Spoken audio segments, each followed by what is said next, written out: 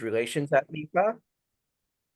And I've been at MEFA for about 2 years now, but I have about 30 years of experience in financial aid, and I will let my colleagues introduce themselves.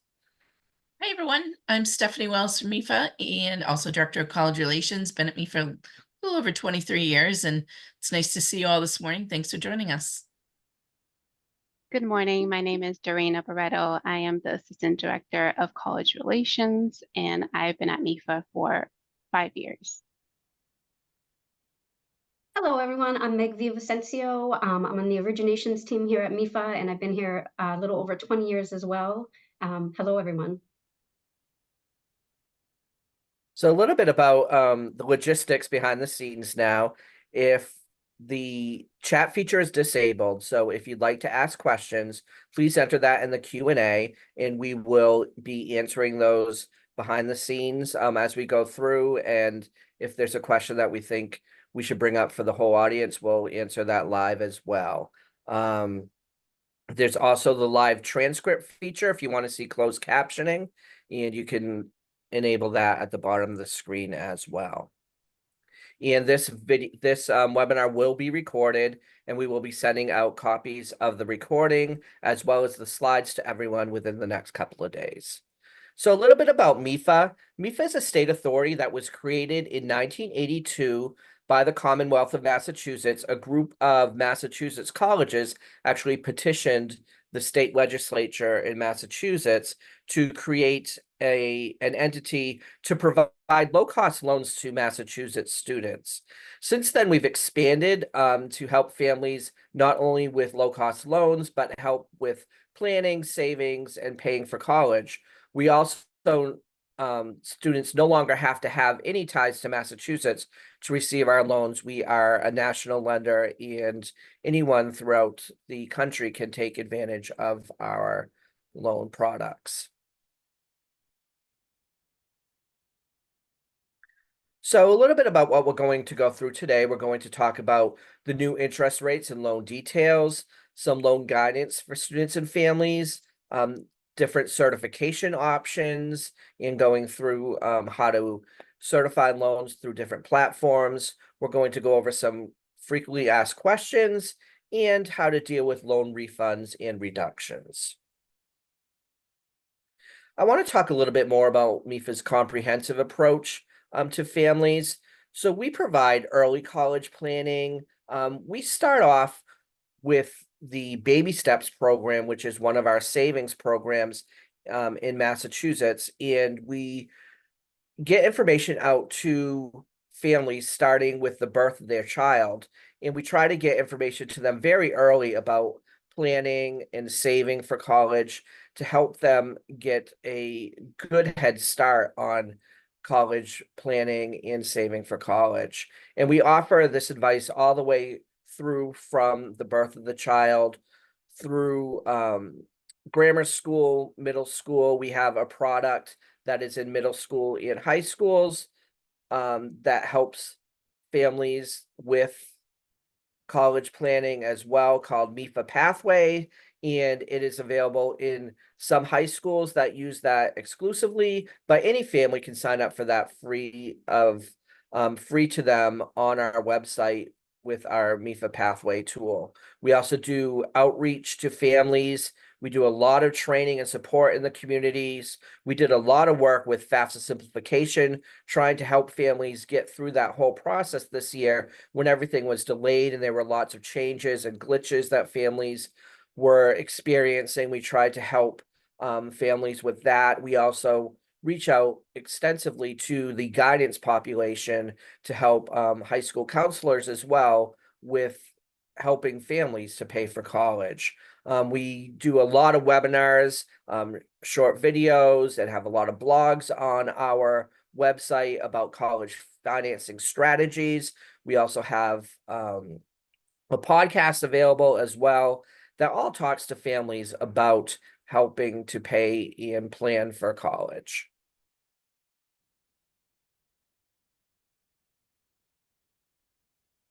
And for family and student webinars, we have some recorded webinars and some upcoming webinars. You'll see here that we've done some recently on college admissions declassified, learning about public service loan forgiveness, managing student loan repayments for graduating college seniors, and comparing college loan options. And there is another college loan options webinar coming up shortly, but there is also the recorded webinar out there. Every time that we do a live webinar, the recorded webinars do stay on our site so that families can watch that on an as needed basis if they're not able to make that live. We also have MEFA Institute webinars for the college administrator community. This one that you're attending now, the summer loan training, is part of the MEFA Institute. We also have some recorded webinars out there right now for financial aid for college admissions professionals and FAFSA simplification for college officials. That FAFSA simplification was one of many that we had for the college administrator population on FAFSA simplification, but that one was really focused on how to communicate FAFSA simplification to different college officials in your institution. So that one may still be helpful to you if you're still trying to explain all of the problems that are happening and the delays that are happening with FAFSA simplification to other offices on campus. There are some strategies and information in that might be helpful to you. So our MEFA loan rates for 24-25, we're very happy to announce that they are all below plus rates. And for undergraduate loans, our fixed interest rates are between 5.75 and 8.95%. For our graduate loans, those are fixed between 7.15 and 8.95%. And those, again, are available nationwide. There's no application or origination fees on our loan. Our loans are family loans, so they are usually a co-borrower between the student and another family member. And they can get instant decisions on complete applications that they do online for our loans. I want to talk a little bit about our college administrators' website presence. We tried to compile all the information that you might need as a college administrator to learn about MEFA loans all in one place. So right up front, we have all the information about the rates. Then we have a section here on financial aid and FAFSA simplification with different tools that are available on our website that you can link out to right away. We did have a PDF of who needs an FSA ID that's available in English, Spanish, and Portuguese that administrators have found very helpful in helping families navigate who needs an FSA ID. And you can download those and share those with families as needed. That's available free on our website. Then we have a section on online loan certification, and there you can learn more if you are at Elm School about how to certify our loans in Elm. And there's a whole page on that with frequently asked questions for schools that are using Elm. And then here we also have the place that you would log into the MEFA online portal if you are certifying our loans through the MEFA portal. And it's a really straightforward process to do that. You see the link there to log in. There's also a link to add new users. That's very easy. Just provide some simple information about the users and we will set that up for you. You can also modify user access if someone leaves your office and you want to shut off their access. You can do that right online. There's also information about setting up a wire transfer or doing an EFT transmittal for refunds. And again, we have an FAQ that's specific to the portal. And there's also a demo on there. So if you're new to the portal and you want to watch a demo on as to how to certify a loan on the MEFA portal, you can just click right through to that demo and get all the information you need. And then we tried to put all the information about MEFA loans right here in one place for you. So we have all the information about the undergraduate loans in one place with all the different repayment options and the loan rates. We did the same for the grad loans. We talk about loan eligibility, so what requirements students need to meet, the details of the loan.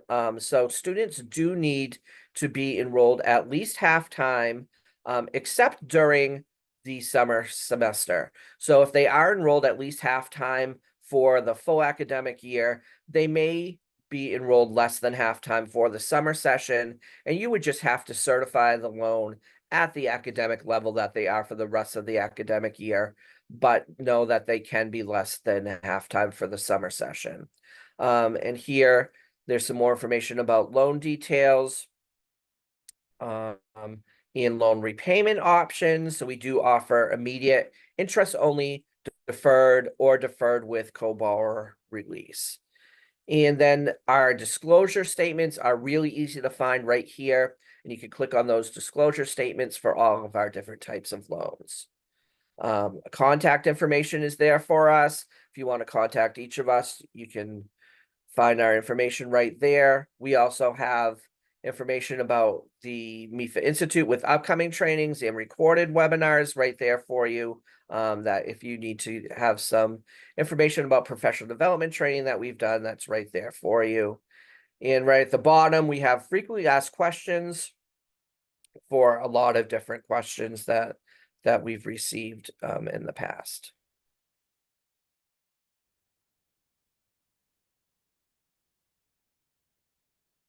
All right, thank you, Sean.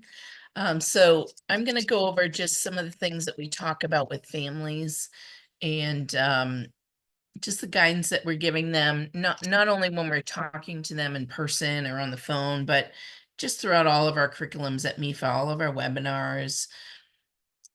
So I'll talk just about a few things, the 3 key pieces that we think it's important for families to know, and you can help us just educating families in general about loans. But one of the first things that families want to look at, and I know a lot of this is standard for financial aid administrators, you might know a lot of this already, but for families, they get really confused at this point in time when they're trying to figure out how to pay the bill. And even the simplest concepts just seem a little overwhelming sometimes with all of the bill that they're looking at paying. So the interest rate is going to be the key driver of the cost of that loan, any loan. The one question I got a few times this week is there's families are looking for interest-free loans, and I always have to let them know the only interest-free loan is the federal direct subsidized loan for the most part for most families. So loans do cost money. Any loan is not necessarily something that everybody wants to take out, but it could be a good investment in the student's education. So the interest rate, it's good for the families to know the difference between the fixed and variable rates. Some lenders do have both. MEFA just offers fixed rates, but some lenders do offer variable rates, and I'll go over some of those logistics in a second. If they are looking at variable rates, it's important for them to look at what is the cap on that interest rate? How high can it go? And not only that, but what is the range of the interest rate? So the full range of interest rates, not just that lowest advertised rate.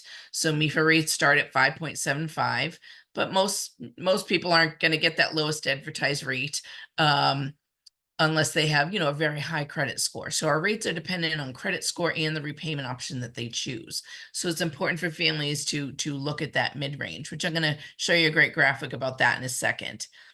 And the interest rates are tied to folks' credit. For most alternative or private loan lenders, the interest rate is tied to the credit score. So it's important for families to know that, and to know going in, if mom or one of the parents don't have great credit, but they need the loan and they can afford the loan, then maybe they have another family member with a good credit score added on as a second co-signer. That's always an option, but it is important for them to understand what they're looking at.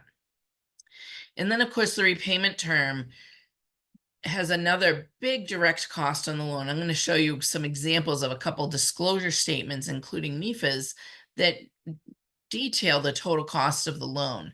So families really need to think about not just how much can I push off the payment. That might be what some families need to do, but that's going to cost them more. The deferred options have a higher interest rate, and not paying principal and or interest while the student's in school is also going to add on to the total cost of the loan. So while deferring the loan is an option, it might not be the best financial decision for the family if they can afford the monthly payment on maybe a immediate repayment or an interest-only type loan. So it's important for them to really understand what deferring those loans mean in the total cost of the loan. And also, how long do they have to pay it back? We have two repayment options that start immediately. One is 10 years, one is 15 years. So sometimes they might want to make that immediate repayment, but having that extra 5 years on the 15-year plan might just give them that smaller monthly payment to make it affordable.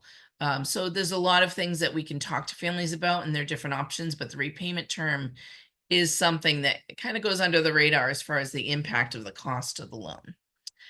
And then co-borrowers. If I had a nickel for every family parent I talked to that was thinking about borrowing and said, well, I'm just going to co-sign the loan, it's really the student's loan, I'd be rich. So I always let them know it's great that you're co-signing, but you're equally responsible for that loan. Anybody who signs on the dotted line for any type of loan is equally responsible.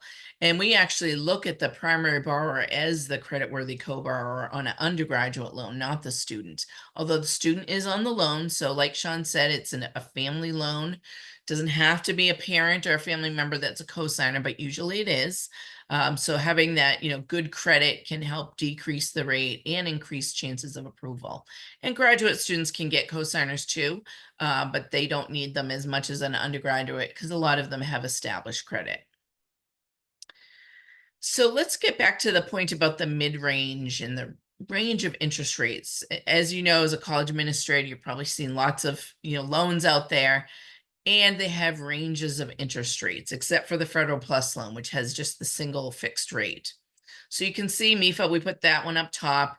And the bars show you, the length of the range, how wide the range is. So some of these loans, lender A, B, and C, other for-profit private lenders, they have good starting rates, but you have to have a very, very high credit score, probably in the low to mid 800 credit score range to get that lowest advertised rate, which most people don't get. With most lenders, we find that most families, if you want to just estimate, they fall in the middle. So most people fall somewhere in the middle there when they're applying. So the MEFA rates 575 to 895, depending on the repayment option they choose. And then we have the plus loan, which is a little bit higher this year at 9.08%. Don't forget about those fees on that Federal Plus loan. So it's good for families to look right in the middle. Are there fees? Is it a fixed rate? Is it a variable rate? So you can see the different range, but if we start looking at just, what is in the middle of those ranges, what is that middle rate that families can kind of ballpark that they might be looking at realistically? With MEFA, the exact middle is going to be 7.35%. Plus, as we know, there's no range on that. So everybody's getting the 9.08%, which is much higher. But then if you look at some of the other lenders here, although they might have a very low starting range, many of the families that are borrowing through these lenders are going to get much higher rates, even sometimes in the double digits. So it's really important for families to look at not just that lowest rate, but the range of interest rates. And the application to solicitation disclosures, that tells you everything you need to know about a loan or a lender. Federal guidelines require alternative or private loan lenders such as MEFA to show the application to solicitation disclosure upfront before families apply. Unfortunately, the Plus loan is not required to provide an APR or any type of disclosure upfront, so families can't look at that on the Plus loan. But with the private loans, this should be on every lender's website. So if we look at the undergraduate loan page here, you can see the disclosures are right there up front and center, and every lender has this on their website.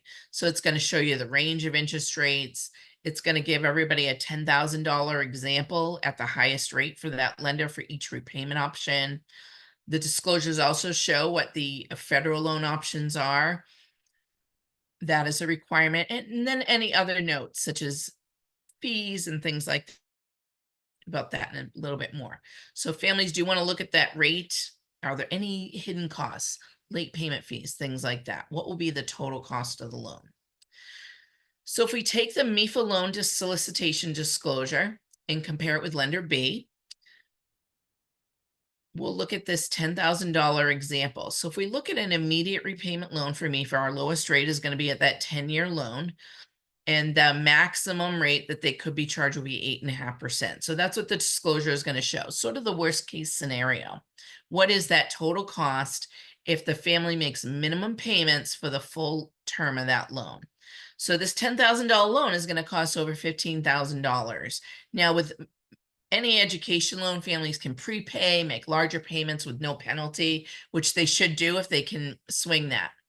Now, if we look at the immediate repayment for lender B, just based on the sheer high interest rate, the total amount is over $27,000 at their highest rate. Now, most people aren't going to get charged the lowest rate, but also most folks aren't going to get charged the highest rate either. But it is good to know, what is the worst case scenario here.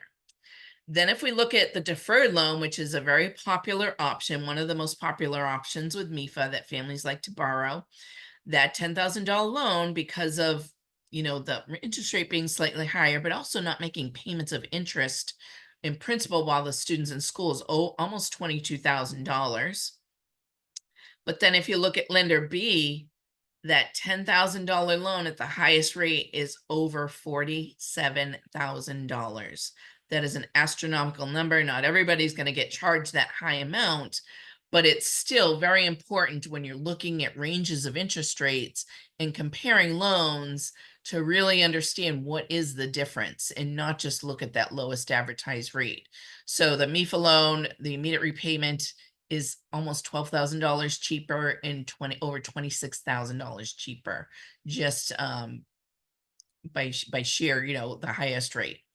So then if we look at a fixed rate example, now I'm switching over where we're not looking at MEFA loan disclosures anymore. These are other lenders who, I've left off the names, just to show you some of the things that families should be looking at and thinking about, looking at any hidden costs, looking at that fine print. So you can see it shows the $10,000 example, which is good, as well as the range of interest rates from the lowest to the highest. The disclosure will also show that total cost of the loan for each repayment option, as I mentioned on the previous slide. And again, that's the worst case scenario. That's for a fixed rate example. You can also see here the loan fees. So this particular lender doesn't have any origination fees, which is great, but they do have a 5% late payment fee, return check fee. MEFA doesn't have any fees, no late payment fees or anything like that, but any other additional fees would be listed here in the disclosure statements. Now, if we look at a variable rate disclosure, again, MEFA doesn't have variable rates, but some lenders do. So we can see here the range of interest rates, 8.94 to over 16%. The other good thing is that, again, it shows the fees here, but the second page of the disclosure for variable rate loans, it tells you what is added to the rate to get that rate. So what is the variable rate based off of? Is it based off prime or LIBOR or another index? That's a really important figure for folks to know. And also, most importantly for variable rates, what is the cap on that rate? How high can it go? In this particular loan, it can go as high as 18% based on the index that it's tied to. So although disclosure statements, all the fine print, it's not fun to look at, but it has a lot of good stuff in there for families to consider. Now, of course, in addition to the cost and the rate and the repayment options, one of the first things I ask families when I'm talking to them and we find out what they owe is, how much can you afford per month? I want to know, how much can you put forth out of pocket before borrowing? So MEFA has a great monthly payment calculator here. Again, it shows the MEFA rates, of course. But if I put in, let's say, a $20,000 loan, which is a common number when we're talking to families at 4 years before graduation, if it's a freshman. And then we have to put in the credit profile, just good, very good, or exceptional. I'm going to put very good, which is right in the middle, which is kind of where most families fall. And we hit calculate. And this great calculator will show you what the payment is for each repayment option, just to give them some estimates and ballpark and come up with a financing strategy. So they can see they might have been thinking, oh, I need to defer, but geez, that 15-year loan, I can afford $200 a month. Might not be able to do it every year while the student's in school, but at least for the first year, I can do the immediate repayment. So they really want to look at what they can afford per month. And if their affordable monthly payment is higher than the loan payment, then they should be putting something on a payment plan or putting money in cash towards the bill and then borrowing. That should definitely be part of their strategy. And of course, looking at that total cost, that's one of the primary things I look at when I'm talking to families, and I point these numbers out. I call them the big scary numbers, the total cost of that loan. And as we're strategizing, I might say, okay, well, you said you might be able to put 5,000 down, maybe out of savings. So let's change that loan to 15,000. And then we can see how much lower that total cost goes down and how much lower those monthly payments go down. So it takes a little bit of time, not much time, but it's an important step in the affordability process for families and students to look at, what is this loan going to cost me? And don't just jump to the first loan. Don't necessarily just jump to the plus loan, because that might be more expensive. If the family has decent credit, then they should be looking at all their different options. We get asked all the time as well, what's the difference between MEFA Loan and Plus? That's one of the most common questions we get at MEFA. So we like to show this up front for them, what the different rates are. And you all know what the Plus rate is. We heard that good news in May and June, 9.08%, the highest it's been in a very long time. So very important for families to look at all their options, especially this year in a high rate environment. Are there fees? Can the student take over the loan? The answer to that is no. They could maybe make the payments for the parent, but they can't consolidate the loan. They can't refinance it because the student is not on that plus loan. So they can't transfer that responsibility. Whereas with a MEFA loan, for example, both are on the loan. So there's equal responsibility there. Then you have the different repayment options. The other thing to consider also is the consumer safeguards. So death and disability benefits, or forgiveness for total death and disability of maybe the student and or maybe the co-borrower. What is the criteria there? So for the MEFA loan, if the student, God forbid, should pass away or become totally disabled, the loan is forgiven. And with the plus loan, since the parent is on the loan, the parent or the student, God forbid, if anything should happen, the loan is also forgiven. You don't have to file the FAFSA with the MEFA loan, but you do with the plus, and we always recommend that families file that FAFSA. Even after the year we've had with the FAFSA, it's well worth the effort, even if families don't think they're going to get financial aid, because they might need to take out that plus loan, or the student might want to get that unsubsidized loan. So it is worth the effort to fill out that FAFSA. All right, so I am going to turn it over to Dorina, and she is going to take over with Meg to talk about loan processing. Thank you, Stephanie. So just getting into the MEFA loan processing section of this webinar, I'm going to kick things off with the MEFA loan certification and disbursement options. For certifying our loans, you have two options, the first being through ELM, which we also do disperse via ELM NGN if you have that set up with ELM. When you are processing MEFA loans on ELM, I just want to quickly note that the undergrad loans should be processed as a parent or sponsor loan. As Stephanie mentioned, for most undergrad students, they don't have a credit established, so they will need someone on the loan with them. And for us, we do consider that person to be the primary borrower, so they do need to be on the certification as well as the student. And Sean did point out we have a great ELM FAQ page. Do check that out. All the common questions that we get through the academic year is on there, and it serves as a great reference point. The second option for certifying MEFA loan is to our MEFA online certification system, which you can request access directly on our website at mefa.org/certify. Sean did a great demo of this earlier on. For our schools that process on our portal, you have two options for payment. The first one being wire EFT. And you can establish that if you don't already have that established with us by completing the wire transfer authorization form on our website. We do highly recommend getting set up for wire EFT because you do not get any delays in receiving the payments for the student. But if you don't set up wire EFT, the default payment will be a paper check that is payable to the school. Again, we have a great FAQ page. Highly recommend checking that out if you get a chance. So now that you know how you can certify and how you can expect payments, I just want to go over our MEFA loan eligibility requirements. So when you are completing that certification, you are ensuring that the following statements are true. The amount that you certify the loan for is equal to or less than the student's cost of attendance less other financial aid received for the academic period that the loan is being certified for. That the student is enrolled at least half-time in an accredited degree granting program.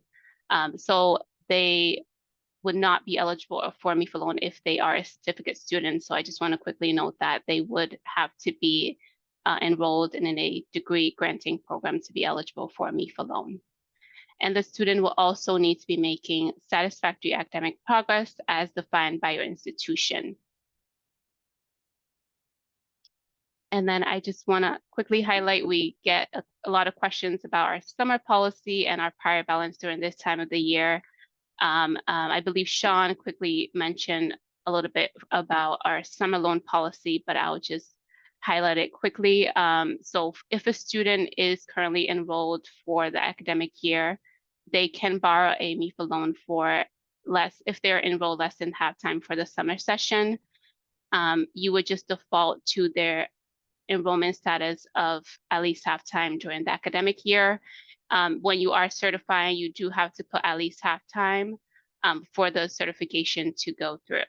So if they're enrolled at least half-time for the summer, you can just use that. But if they're less than half-time, then you're defaulting to their enrollment status of what it is for the current academic year.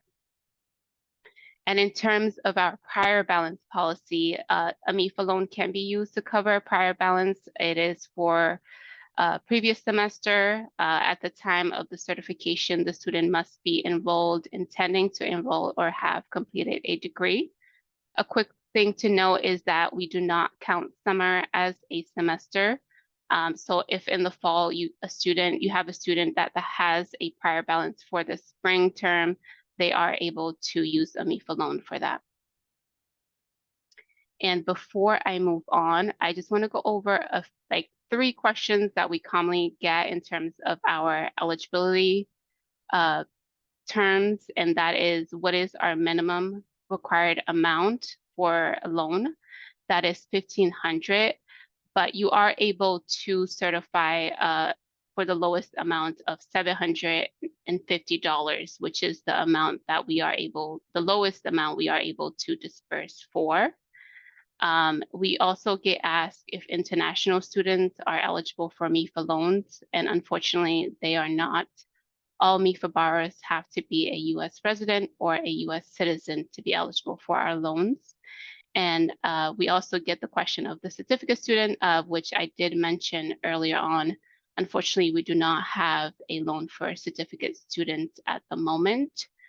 And lastly, we do get asked by a few schools if we process on ScholarNet, and unfortunately at this time, we do not process on ScholarNet and don't have any new news to share in terms of that. But if we do have something new to share in the future, we will communicate that out to all of ScholarNet schools. And I'm going to close things out on my end by going over processing guidelines.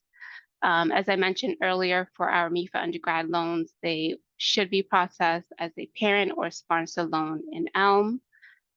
When you are completing the certification and you're entering in the estimated financial aid or other financial aid received, it should not include the MEFA loan in the value.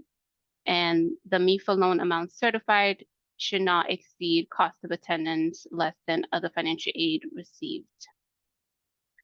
And something new that we're seeing, a new case that we're seeing in terms of errors and things kind of getting mixed up, is if a student has multiple applications that they submit on the same day, when the school also processes it on the same day, there is crossover that is happening between all of their existing application.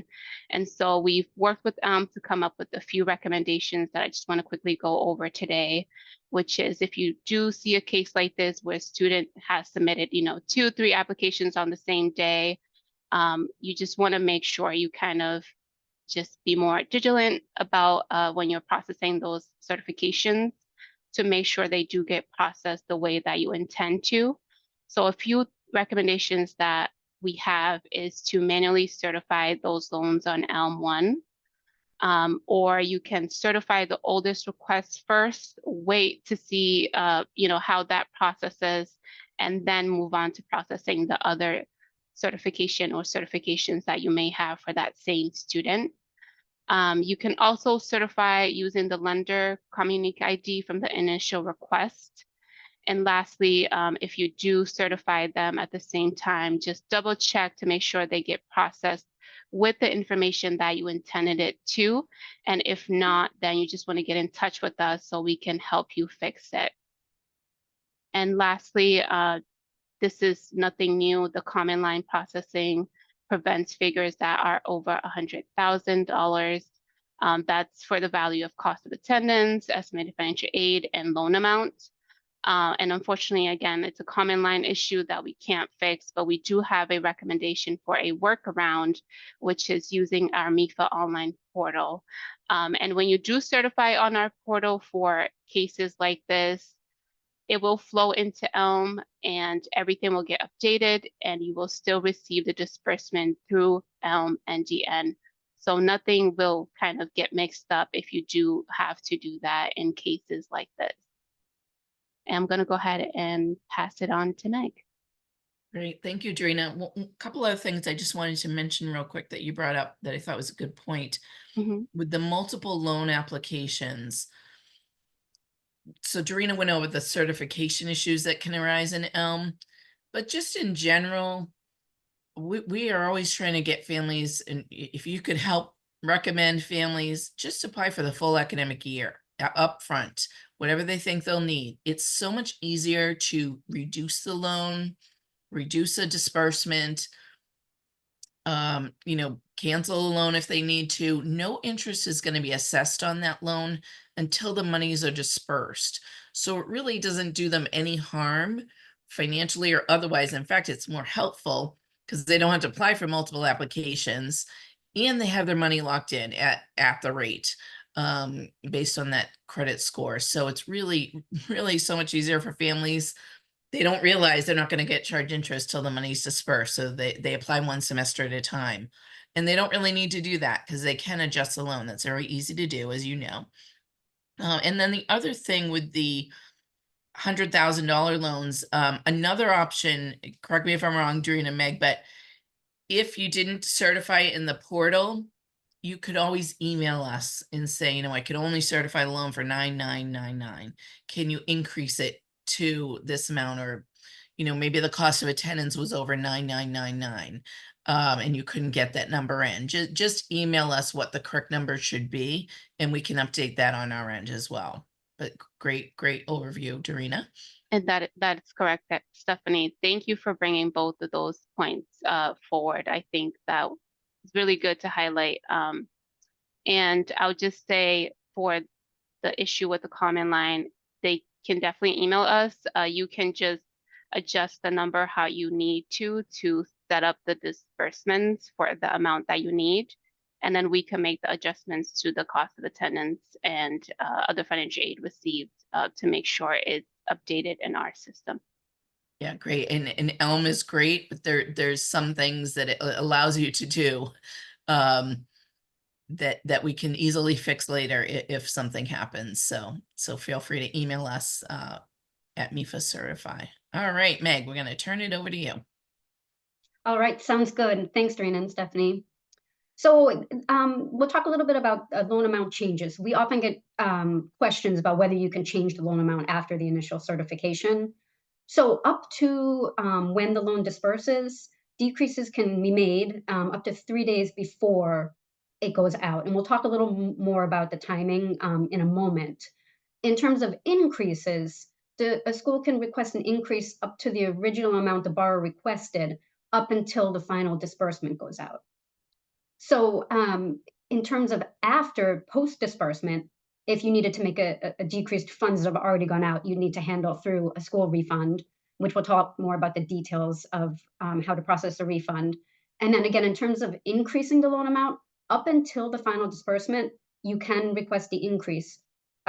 Increasing the loan amount is a manual process on MEFA's end because we need to get the updated cost of attendance and financial aid numbers from you. So if you make the request through ELM, we will reach out to you, assuming that the information we have in the technical updates for contact information is correct. That's how we would reach out to get that.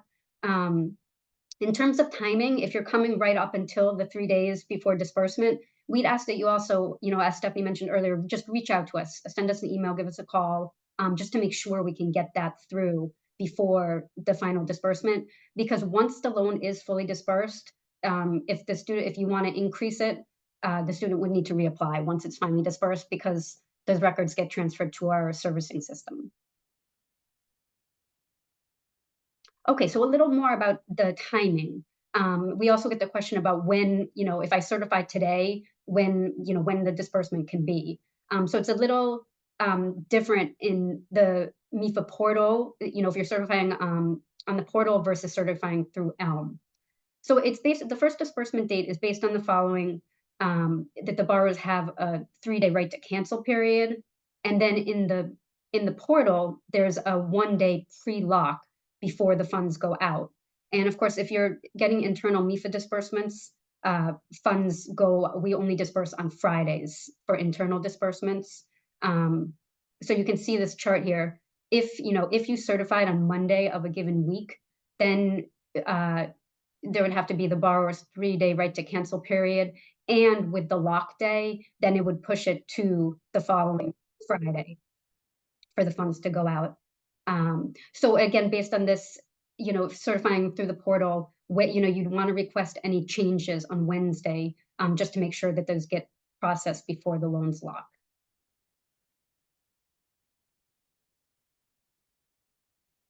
Meg, I know we're going to talk about ELM on the next page. But just in general, if for the portal and ELM, if the loan needs to be reduced or changed rather than doing a refund, we could always pull the loan from the disbursement. It won't go out that week, but at least we could pull it from going out at a certain point. Yeah, that's a great point, Stephanie. And, and again, that's, another, situation where it would be great just to send us an email, call us, because we do have the ability, as you said, with the portal to pull it on Friday. So the loans get to pull it on Thursday before it goes out on Friday in the portal. And as Stephanie mentioned, then if you want to reduce it, it might not be able to disperse that Friday, but it might be better to pull it, reduce it, so you don't have to process the refund. Thanks, Meg. And then so ELM is, similar process in terms of the right to cancel period, but of course different in the fact that we disperse every day through ELM NDN. So, same thing, the certification is completed, and then there's the 3-day right to cancel period for the borrower. Now with ELM NDN, there's a 2-day lock. So that's, something to take into consideration in terms of determining the first disbursement date. And so kind of similar to what we talked about with the internal disbursements, we have an ability to pull loans off of the ELM roster, not on the final lock day, but on the 2 days before. So if you're in that situation and you'd really rather pull the loan, adjust it, and then have it dispersed at a later date, contact us and we'll absolutely, try to make that happen. And then finally on this. Oh, sorry. Go ahead. I was going to say, final thing. So with ELM, we disperse every day, but of course we use your set disbursement dates to determine when the funds will go out. Great, thanks, Meg. In you all have our email, mefacertified@mefa.org. That's our college relations team, or you can just call our 800 number as soon as possible, and we can, email Meg and get in touch with loan originations to pull that if we need to. But definitely reach out to us as soon as possible to make sure we can accommodate that. Perfect. Thanks, Stephanie. So a little more about if you do have to send a refund, refunds have to be processed the way the disbursement went out. So if the disbursement went out via Elm NDN, you can send it back via Elm NDN. And then if the disbursement came directly from MEFA, it would have to be sent back to MEFA directly, not through Elm. Sometimes questions come up if you've switched, if you were processing through MEFA and then you switched and got onto Elm, but the first disbursement went out through MEFA, even though you're currently using Elm, you'd still have to process the refund how that disbursement went out. So to send back to MEFA, we can set up an electronic transfer, which I believe Sean talked about earlier, or you can send a paper check to MEFA at our address in Boston, which is here. One other thing about refunds, particularly refunds processed through Elm NDN, we only process refunds once a week on Wednesdays. We have had some schools that might submit a refund request through Elm and maybe don't see that it hasn't gone through, so submit another one, and then we wind up processing the refund twice.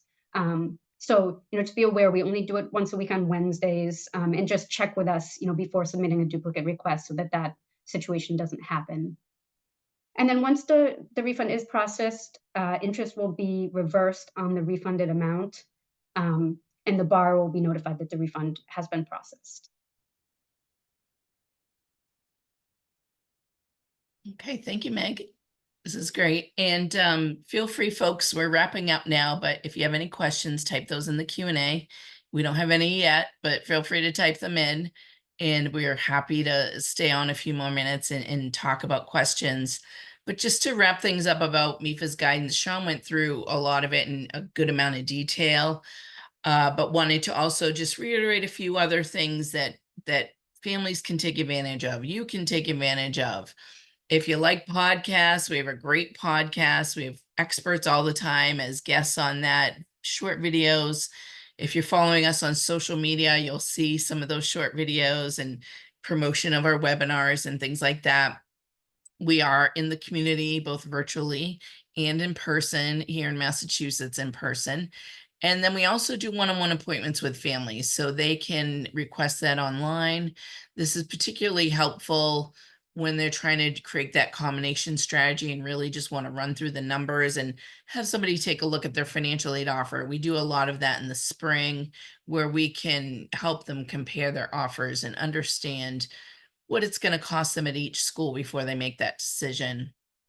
And then, of course, blogs and videos that we have on our website. Our website is full of information. Whenever I need to answer a question, I just put it in the MEFA search tool, and I'm usually able to find a good article about it to send to a family. So feel free to refer families and use all these great resources for yourself as well. And again, here's our social channels, our phone number, our 800 number. College administrators are number 1 on the queue. So you just have to hit 1. And our email address for college administrators is mefacertified@mefa.org. So with that, I'm just going to open it up for questions and see what we have here. Don't see any questions yet, but I'll leave it open for another couple seconds. For those, oh, good, handouts. I have a question about handouts. So we are going to email everybody who registered for this webinar a link to the recording as well as a PDF of the PowerPoint slides. So we will definitely get that out to everybody. All right, I don't see any other questions coming in. So I just want to thank everybody for joining us today, and thank Meg, Sean, and Dorina for the great presentation. And we look forward to hearing from you over the summer. I'm sure we'll be hearing from a lot of you as loan processing gets busier, and looking forward to it. So thanks everybody for joining us today, and have a great one.